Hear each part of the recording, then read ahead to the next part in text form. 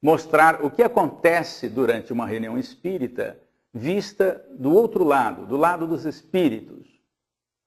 Muito bem, começamos com a primeira imagem, dando os créditos ao trabalho, todos os envolvidos no trabalho, e logo em seguida, a primeira cena do primeiro capítulo.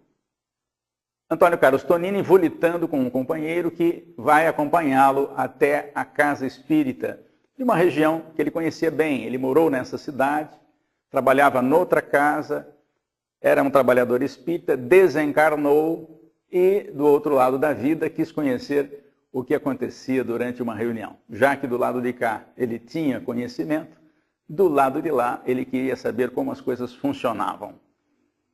Muito bem, costumo brincar que nessa cena em que eles estão volitando, você não deve tentar fazer isso em casa, porque com este corpício ainda não é possível volitar.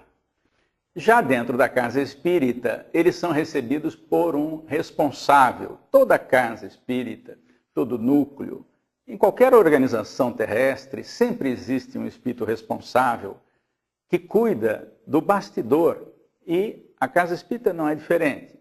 Joel é o espírito encarregado dessa direção. Ele recebe Tonini, o cumprimenta e aproveita para apresentar a Tonini Marcos, o espírito que está logo atrás do Joel, à direita, é que ficará responsável por acompanhar Tonini nas suas observações durante a reunião. Logo em seguida, o mesmo Joel reúne todos os trabalhadores, horas antes até da reunião começar aqui na Terra. Todos os trabalhadores se aproximam, vão ao salão principal para a prece e para a sua preparação. Costumo brincar também que nessa reunião de espíritos não tem nenhum anjo com asa. Os espíritos, nada mais, nada menos, são aqueles que saem da Terra e continuam suas experiências do outro lado. Portanto, há muito trabalhador aqui da Terra que desencarna e continua trabalhando na sua casa de origem, por exemplo. Feita a preparação, começam as observações ainda sem o público ter chegado à casa. Uma das coisas a que Tonini se refere é que toda instituição tem uma equipe de defesa, uma equipe de segurança. Por que isso? Ora, porque aqui na crosta aglutinam-se muitos espíritos que não têm o ideal do Cristo, estão distantes das lições de Jesus e, portanto, eles poderiam invadir o ambiente. É preciso ter seguranças para isso. E já no salão principal, o Tonini mostra, numa posição mais alta, como se estivessem numa outra estrutura, e veremos mais adiante como é que isso é feito. Dois responsáveis pela segurança estão dentro do salão, com um dispositivo que permite, eventualmente, se for necessário, sedar com um pequeno raio, que não mata ninguém, mas pode sedar um espírito que esteja presente à reunião, e ainda que tenha sido autorizado, na hipótese dele ter um surto, ele possa simplesmente ser sedado sem causar maiores constrangimentos ao desenrolar da reunião. Então, o Marcos mostra ao Tonini esses dois espíritos que já estão apostos para essa eventualidade, quando os encarnados e os desencarnados forem admitidos ao salão principal. Falamos então de uma primeira equipe, que é a equipe de segurança que a Casa Espírita deve e tem. Agora vamos falar de uma outra equipe que também a Casa Espírita tem, é a equipe médica. O responsável pela equipe médica já está no ambiente que será utilizado para os passes, e observa-se que dois trabalhadores carregam uma espécie de ânfora à mão, e o Tonini pergunta o que é isso ao Marcos. E o Marcos explica que aqueles são recursos colhidos na natureza. Aqui na natureza densa, mas eles recolhem os fluidos que são emitidos pela natureza densa. Vamos ver que tipos de fluidos são obtidos na natureza. Essências que saem das árvores, das raízes, das cascas das árvores, muito antes das folhas, mas também dos frutos e também das flores. E é claro, não podemos esquecer da água, o solvente universal, de onde saem muitos recursos para o tratamento na casa espírita durante a atividade do passe. Portanto, esses fluidos que são manipulados, juntos com a doação particular de cada espírito que secunda o passe e de cada doador de fluidos aqui encarnado, que normalmente chamamos de passista, esses três recursos, os recursos do mundo espiritual, os recursos da natureza, os recursos dos espíritos e os recursos do encarnado, compõem uma trilogia que vai receber um quarto elemento, que são recursos de mais alto. Mas nós falaremos isso mais à frente nessa história. Conhecida a equipe médica, vamos passar a uma equipe que normalmente nós não temos notícia, de que nós não temos notícia usual. Uma equipe que faz o trabalho com equipamentos na casa espírita. A cena que você está vendo agora mostra alguns desses equipamentos. Talvez haja um excesso de equipamentos na cena que você está vendo, mas há intercomunicadores e há outros dispositivos até que nós nem conhecemos. Mas vamos pelo menos mostrar um desses dispositivos e como ele trabalha e como ele funciona, que é esse dispositivo que o Tonini está observando, em primeiro plano. Então, os espíritos estão preparando alguns dispositivos, muitos dos quais nós nem conhecemos, mas este em particular nós vamos detalhar mais à frente. Há uma outra ocorrência nessa cena. Há um espírito ajeitando uma tela que não será visível aos encarnados. Essa tela, ela vai fornecer base para imagens lá na vida espiritual, para os espíritos que estiverem assistindo à palestra. Falaremos mais sobre isso também depois. Agora sim, está chegando a hora do público ser admitido ao centro espírita. Como é uma casa muito grande, alguém que mora no centro, que faz o serviço de zeladoria do centro, está indo abrir a porta, enquanto Marcos e Tonini, em primeiro plano, fazem comentários a respeito. Na imagem seguinte, uma coisa que não sabíamos como os espíritos faziam. Está certo que o desenho pode ter sido exagerado, porque nós não temos noção de como essas coisas funcionam do outro lado da vida. E mesmo a descrição de Tonini não é suficiente para nós idealizarmos que desenho poderia ser feito. Muito bem.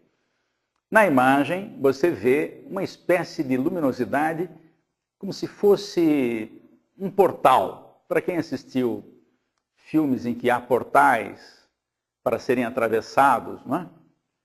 Esse seria um portal. Qual é a finalidade desse portal logo à frente da entrada de uma casa espírita? É exatamente para evitar que espíritos não autorizados entrem naquele ambiente.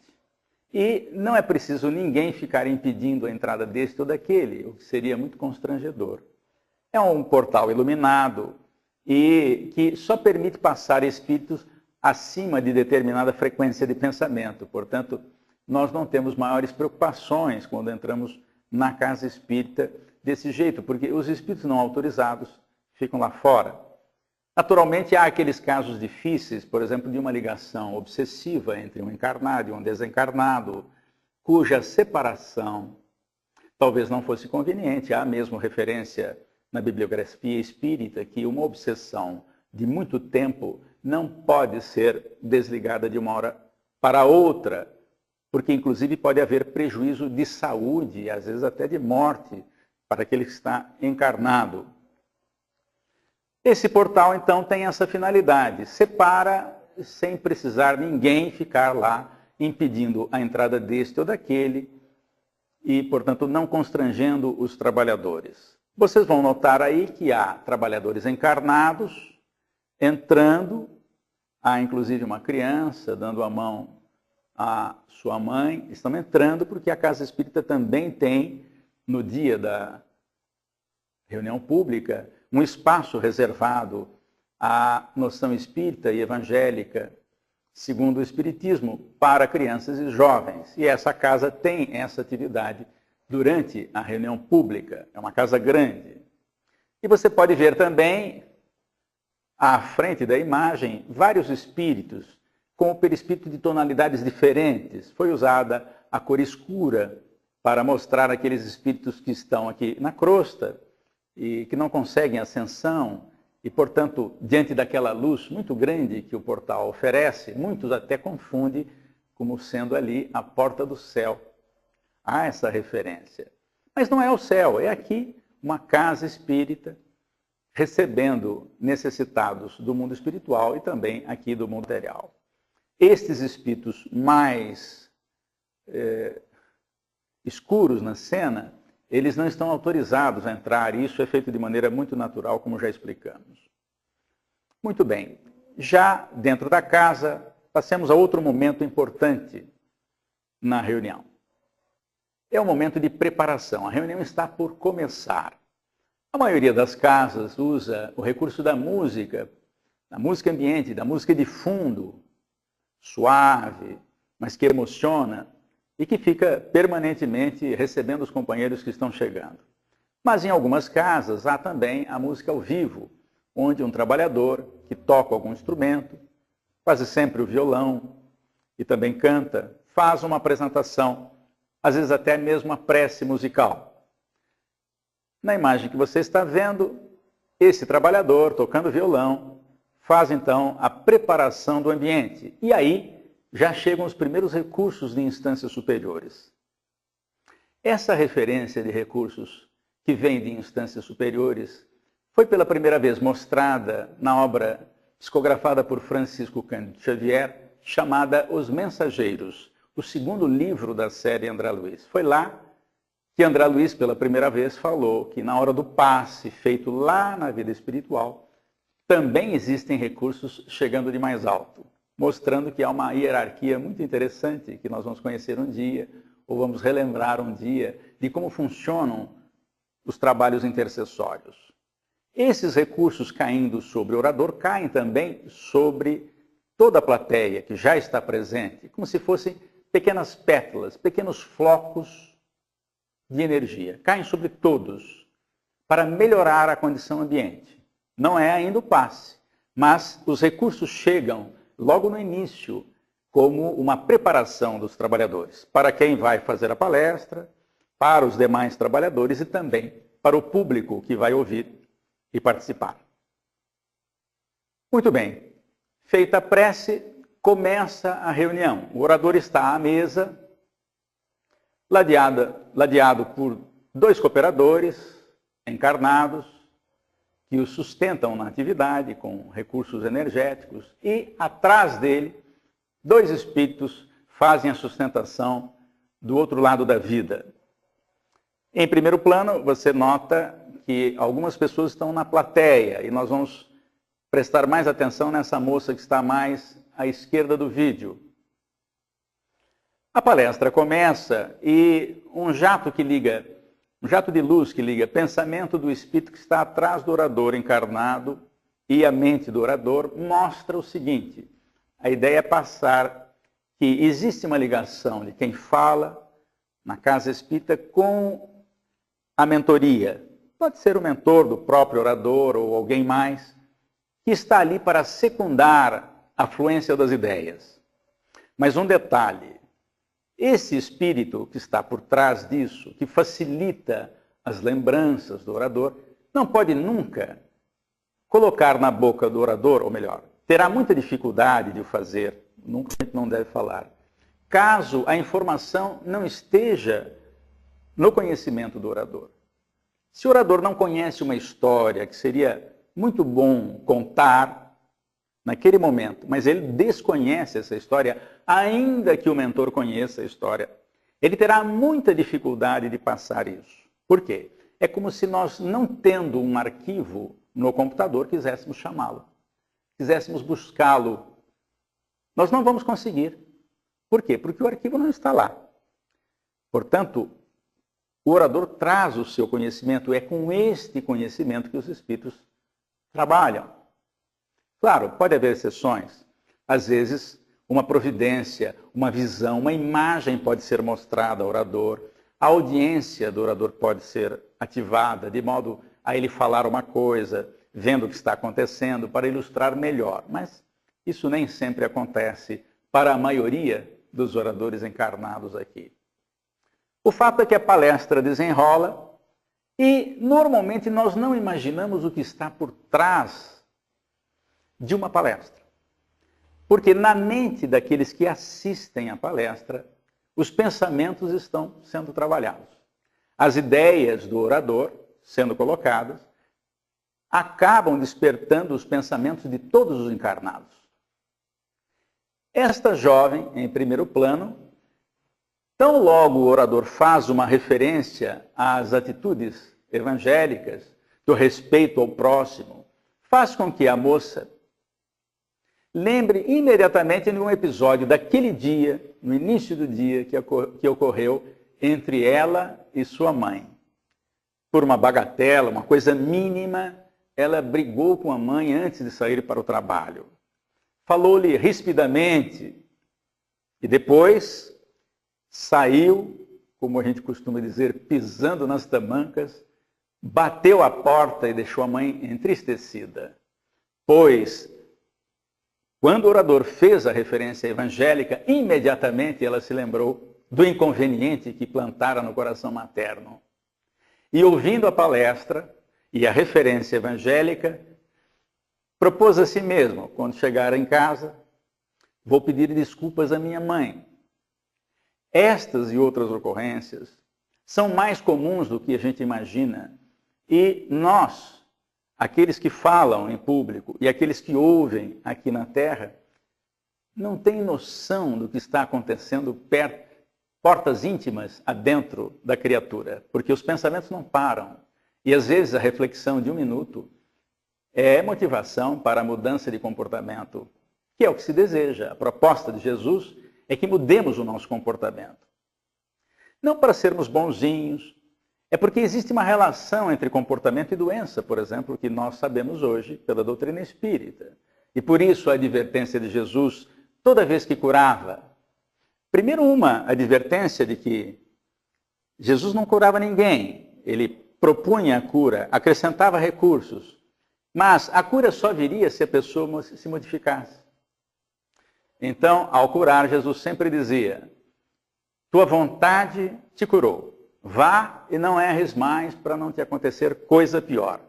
Ora, que referência é essa? Senão uma relação de causa e efeito entre comportamento e doença.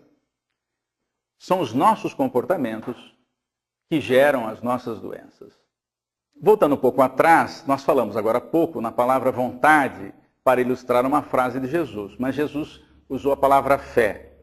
E fé, segundo Allan Kardec, no capítulo 19 do Evangelho segundo o Espiritismo, é uma combinação de 3 fatores: vontade, certeza e lucidez. Vontade para desejar fazer, certeza de que vai conseguir e lucidez para escolher os melhores caminhos. Isso está no capítulo, repetindo, 19 do Evangelho segundo o Espiritismo. E, portanto, essa referência mostra, como eu já falei, uma relação de causa e efeito entre a minha vontade e as minhas doenças. O meu comportamento e as minhas doenças. Muito bem, seguimos em frente agora na história. Marcos e Tanini observam agora, entre o público, uma senhora no centro da cena, cujos pensamentos, pela cor da nuvem que está em torno dela, mostram que ela não está pensando bem. Os espíritos estão observando isso. Na Terra não conseguimos fazer isso, mas lá eles conseguem. Essa senhora está pensando alguma coisa que não é boa e, portanto, esses pensamentos acabam escorrendo para o seu tórax e ela sente uma certa pressão no tórax. E Marcos diz ao Tonini o seguinte, olha, ela gera o próprio desconforto. Mais uma vez a tese de que as nossas doenças têm causa no nosso comportamento. O que pode ser um pensamento, porque o livro não fala o que ela estava pensando de ruim. Mas nós podemos aqui imaginar uma série de situações. Por exemplo, que essa senhora não gosta da nora. Pode acontecer. Pode, e talvez seja mais comum do que a gente imagina. Ela não gosta da nora porque se sente responsável pela felicidade do filho. Ela acha que o filho fez uma má escolha. Ora, se a escolha é dele e ele já é maior de idade, ele que enfrente a situação. Eu não consigo mais, numa idade como essa senhora está, interferir na vida do filho sem prejuízo a mim mesmo. E, portanto, pensando mal da nora, esses pensamentos nocivos acabam se sobrepondo aqui no tórax, junto do órgão, que é o do sentimento, o coração. E essa pressão a faz sentir-se mal. É a primeira vez que ela está indo ao centro espírita, por exemplo, porque alguém lhe falou, se você tomar um passe, vai sarar. E, de fato, Marcos diz a Tonini que ela vai à sala de passe, vai tomar passe e os espíritos vão remover aquela nuvem escura.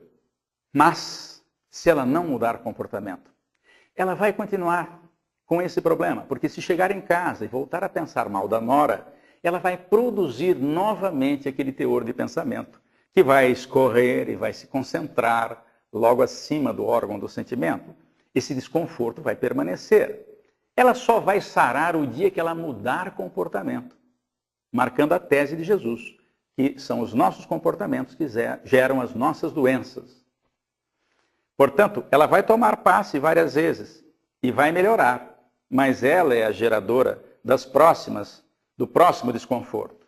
Se esse desconforto prosseguir, ela pode ter, por exemplo, vou dar um exemplo, isso não quer dizer que o que eu vou citar seja o caso de todas as pessoas que passam por esse problema.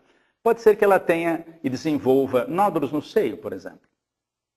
Se esse problema persistir, é possível que o câncer venha também nessa região. E às vezes em palestra, algum homem levanta a mão, senhor Américo, quer dizer que eu nunca vou ter câncer aqui no tórax, porque eu não tenho seio. Eu respondo, cuidado, porque o órgão de choque pode ser outro. Somos nós que localizamos a energia negativa onde a gente quiser. Por quê? Porque há órgãos de choque por todo o corpo. E às vezes, se na mulher é aqui, nesse caso, no homem pode ser no outro órgão. Mas vamos em frente. Agora a cena mostra 3 pessoas, uma dormindo profundamente, a outra cochilando, e uma terceira, uma senhora, que está piscando pesado. Por que colocamos isso? O livro fala que as pessoas, quando vão a uma casa espírita, nem sempre se comportam atentos. Há pelo menos 3 causas identificáveis. Podem existir outras. Aquele senhorzinho mais no fundo, que dorme profundamente, faz um trabalho difícil, um trabalho braçal, chegando à casa espírita, está cansado, o ambiente da casa espírita favorece, a leveza do ambiente, do ponto de vista fluídico, energético, facilita, ele aproveita aqueles instantes e acaba descansando ali mesmo. Já isso não acontece com aquela senhora que está piscando duro. Ela não está prestando atenção direito na palestra, e quando não presta atenção, ela se desinteressa, acaba fechando os olhos muitas vezes, piscando duro, é capaz de dormir. Talvez seja por causa também do orador. O orador às vezes não está agradando. Pode acontecer, não está num dia bom, não está num dia feliz. Mas também ela não exerceu a vontade no sentido de aprender com as lições que são faladas na casa espírita. Todo orador, todo falador da casa espírita tem uma coisa a dizer, tem uma experiência a contar. E, portanto, nós podemos nos utilizar dessas experiências se estivermos atentos. Mas, em primeiro plano, aquele que dorme aí profundamente, esse senhor está sob influência. O espírito que o influencia não gosta que ele vá ao centro. Ele não entrou, está lá do lado de fora. E tem uma nuvenzinha escura aí, né? Um pensamento, como se fosse um jato de pensamento escuro, dirigido a ele, pelo seu amigo, o obsessor, que o aguarda sair do centro.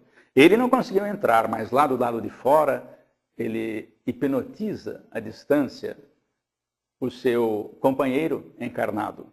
Por quê? Há múltiplas explicações. O livro não fala qual é esse caso, mas muitas pessoas dormem numa reunião por influência obsessiva ou por influência perniciosa de espíritos que não puderam entrar e não querem que o seu protegido, entre aspas, se desconecte da sua tomada mental. Porque quase sempre, quando a pessoa entra na casa espírita e enxerga o mundo de outro ângulo, uma outra panorâmica, essas conexões com espíritos necessitados inferiores acabam se desfazendo. E esses espíritos não querem que isso aconteça. Mas prossigamos no nosso centro espírita, visitando as tarefas lá do outro lado. Agora é um senhor cuja tela mental nós não estamos vendo ainda, mas vai aparecer daqui a pouco na sua tela. Tonini está percebendo, com a ajuda de Marcos, que este cavalheiro não está atento à palestra. Ele olha, mas não vê. Não enxerga. Ele está pensando em alguma coisa. Vamos ver o pensamento dele. Ele está pensando nos negócios. Está se vendo na mesa de trabalho, no escritório. Tonini pergunta a Marcos se ele está com algum problema. Ele diz, não. Ele só está preocupado em ganhar dinheiro. Pode ser que esteja visitando pela primeira vez a casa espírita e ainda não atentou para a proposta dos espíritos. Portanto, isso é muito comum na casa. Aquelas pessoas que vão assistir a palestra, mas estão vivendo uma outra realidade nos seus pensamentos. Bem, agora chegou a hora de nós conhecermos o que acontece do outro lado da vida para aqueles espíritos que entraram para também assistir a palestra. Algumas pessoas podem ficar preocupadas quando entram numa casa e sentam-se à cadeira. Elas podem se perguntar, será que eu estou sentada no colo de um espírito? Ou é ele que está no meu colo? Isso seria constrangedor. Nós, na casa espírita, não temos essa preocupação quando já somos de algum tempo na doutrina. Mas aqueles que chegam pela primeira vez podem ter essa dúvida. A cena que você vai ver mostra que há um mezanino, uma região estruturada no mundo espiritual, com recursos de matéria do mundo espiritual, para receber exatamente os espíritos que vão acompanhar a palestra. Eles estão ali no mezanino, assistindo a palestra. Agora vai entrar em ação aquela tela que estava atrás da mesa do orador, foi mostrada na preparação, e que os encarnados não veem a tela, mas os desencarnados estão vendo. Quando o orador faz uma referência a Jesus de Nazaré, ensinando determinada parábola, essa imagem vem à frente de todos. Os espíritos. Os encarnados não vão ver, a menos que tenha alguma coisa do projeto imagem. Mas, lá na vida espiritual, esse recurso é bastante utilizado, mostrando que também na vida espiritual eles usam a imagem para comunicar melhor uma ideia. E lá eles devem ter os originais da vida de Jesus. E, portanto, eles podem ver ao vivo e em cores como é que foi isso. Muito bem. Agora vamos sair da reunião pública e vamos a um outro setor da casa. Estamos agora vendo uma cena na área dedicada às crianças. Antigamente se chamava de evangelização infantil, algumas casas hoje chamam de apoio à família, ou a educação espírita da infância. Nós estamos vendo dois ambientes de crianças menores à esquerda e por dentro da parede, que para os espíritos não tem muita interferência, uma parede aqui na terra, nós estamos vendo a sala contígua, do lado direito, crianças um pouco maiores. E uma professora em cada uma das salas, fazendo a sua aula, mostrando a sua aula e fazendo a sua atividade. Tonini recebe a informação de Marcos que a importância dessa fase no período infantil transcende as expectativas terrestres. Por quê? Aquelas sementes lançadas na época da formação da personalidade, que é até os 7 anos, até antes disso, dizem alguns psicólogos. Os 4 primeiros anos marcam profundamente a criatura. E a criança que vai para a casa espírita e recebe a orientação evangélica e os pais complementam em casa, porque só no centro, uma vez por semana, a gente não consegue nada. É preciso trabalhar os pais. E algumas casas, então, têm esse trabalho junto dos pais, alertando que os pais têm que dar uma continuidade nas propostas que as suas crianças recebem na casa espírita. Crianças e jovens, é claro. Mas diz o Marcos para o Tonini que sementes lançadas, quando chega a época mais difícil da reencarnação, que é o período da puberdade, da transição para o período adulto, nessa transição os apelos do mundo são muito grandes e poucas casas espíritas hoje têm mocidades, têm grupos de jovens, exatamente porque o mundo tem um apelo muito grande hoje. Baladas, internet, MSN, enfim, por aí afora. Mas, diz o Marcos, se a semente foi lançada, muitas vezes nós conseguimos evitar que um jovem se comprometa diante de alguma circunstância da vida, porque a semente estando lançada, nós conseguimos ativar a lembrança dele para aquele ponto da lição. E às vezes com isso conseguimos evitar um mal maior, ou até evitar o mal. Mas Tonini observa que há outras mulheres na sala, espíritos, que estão observando a aula. E ele pergunta o que é. E ele diz, Marcos diz que estas mulheres faliram na tarefa de educar os seus filhos. E agora estão se preparando novamente na vida espiritual, observando o que se deve fazer com as crianças, para, em voltando à Terra e serem mães novamente, se preocuparem mais com a educação, com o processo educativo das crianças. Muito bem, agora vamos voltar ao salão principal, para falar de um equipamento daqueles todos que nós vimos lá. Nós não sabemos que equipamentos tem na vida espiritual, mas esse os espíritos contaram. Naquele livro de vibrações, ou naquela urna de bilhetinhos que tem sempre a entrada do salão de palestras da casa espírita, o livro, ou bilhete, no caso aqui é um livro, as pessoas anotam nome e endereço, não é isso? Pedindo o quê? Normalmente a ajuda dos espíritos para aquele nome, para a pessoa que está naquele endereço. Eu costumo dizer que nenhum político atende pedidos num abaixo-assinado com uma única assinatura. Ele só vai se mexer quando tiver um número muito grande de assinaturas, até para que possam voltar nele futuramente. Na vida espiritual, a intercessão funciona mais ou menos assim. Às vezes me pedem para colocar o nome de uma pessoa no livro. Eu coloco. Mas qual é o meu grau de envolvimento com aquela pessoa? O ideal é que a própria pessoa interceda. Quer dizer, aquela que tem um nome que a pessoa conhece, que sabe que precisa, faz a intercessão. Por quê? Quando ela faz isso, ela coloca toda a sua energia. E por que eu estou dizendo isso? Porque vocês podem pensar o seguinte, mas qual é o critério dos espíritos para detectar quem precisa mais e quem precisa menos? Não é quem precisa mais e quem precisa menos o critério. O critério é da intensidade de méritos e deméritos. O aparelho é passado porque nem todos os espíritos têm essa percepção. Eles precisam, alguns deles precisam de aparelhos. Quando o aparelho passa sobre o livro, salta na tela a energia do pedido feito por alguém. Aparece um nome lá. Dá para ler o nome aí. Né? Não interessa aqui qual, porque foi um nome fictício. Aparece o nome de uma pessoa. Tonini pergunta, mas por que esse nome está aparecendo? Porque a pessoa que gravou ali o pedido não era o que está no nome, o que está lá registrado. Mas a pessoa que gravou o nome da pessoa necessitada fez isso com tal intensidade que aquilo salta aos olhos no aparelho. O dispositivo é para isso. Vamos ver na próxima cena uma imagem ampliada. O nome está bem claro ali. Eles descobrem que a pessoa que fez o registro está presente naquela reunião, naquele dia. E eles vão até ela para investigar o problema e ver o que é possível fazer. Quem registrou o nome do senhor Antônio, que está aí, um nome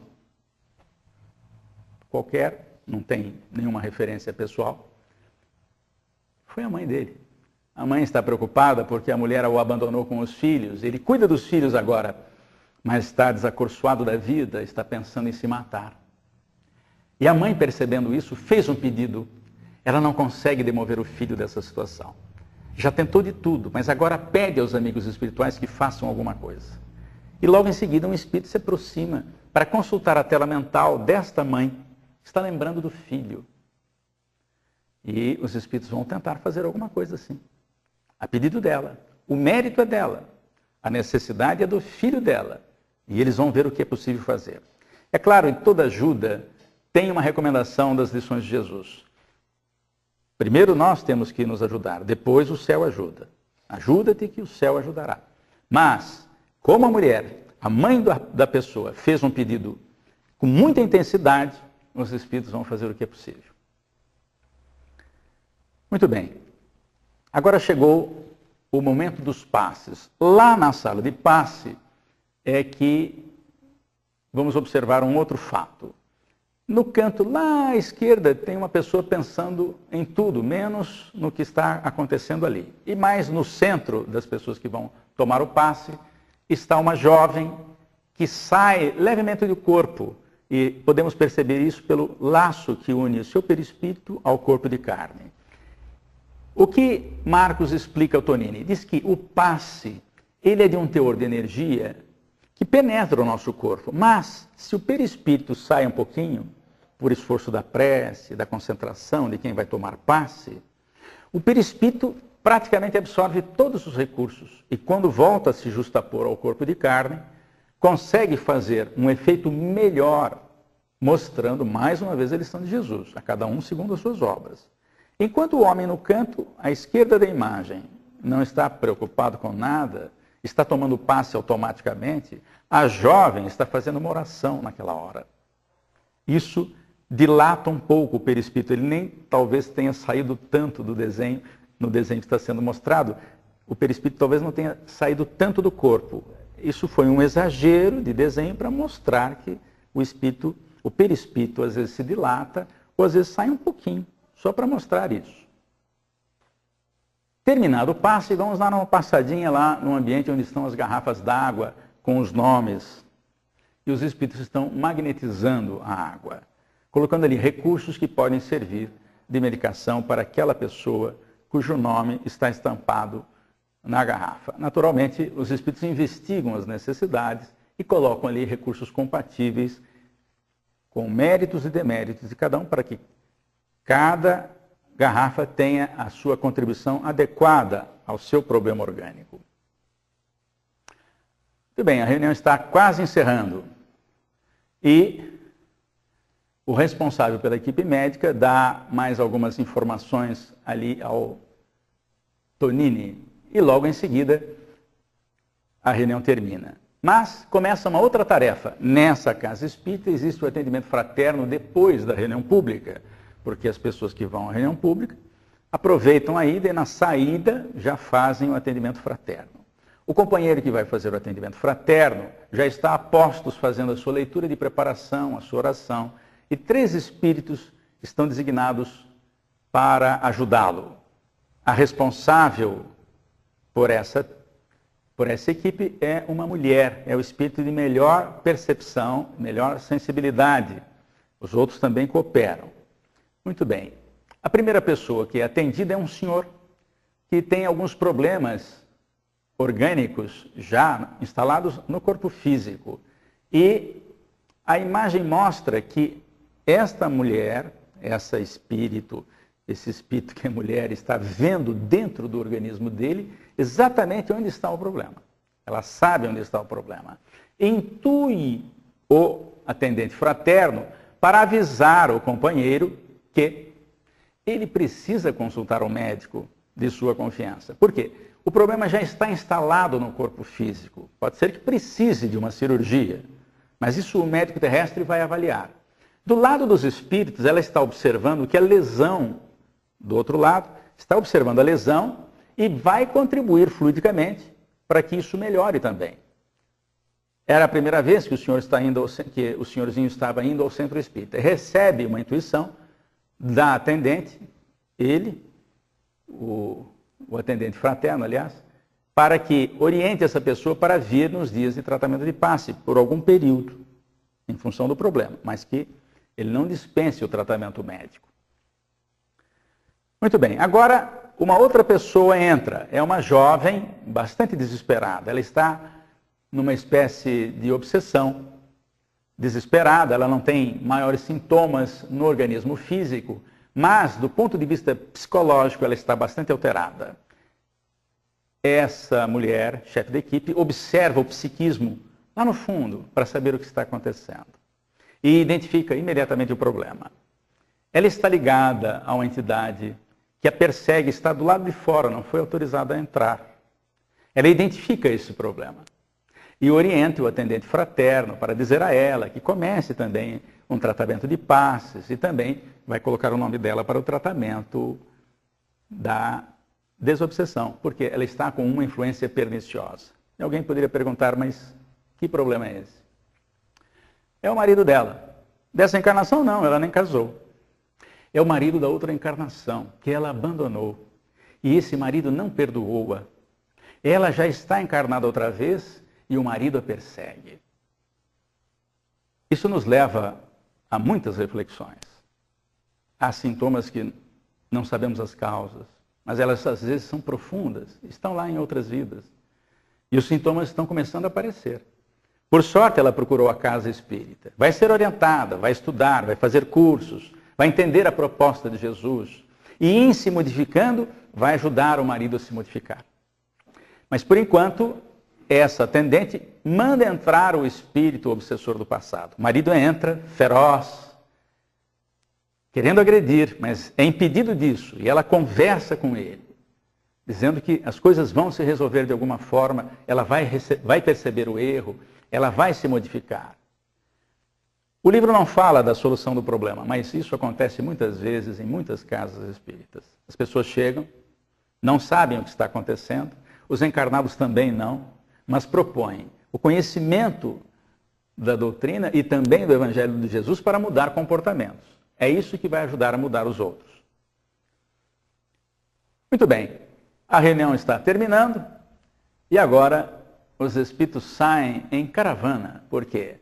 Aqueles nomes e endereços registrados, muitas vezes, não estiveram presentes na reunião. Portanto, equipes de espíritos saem agora da instituição, cujas portas se fecham para os encarnados, que vão para suas casas dormir, mas os espíritos continuam em ação. Agora, volitando, levam alguns espíritos necessitados para colônias. Outras duplas de trabalhadores vão até lares cujos nomes e endereços foram colocados no livro ou naquele bilhetinho despretensioso que a gente colocou na urna. Nada disso deixa de ser levado em conta por uma questão de respeito dos espíritos à casa que trabalha em nome do Cristo.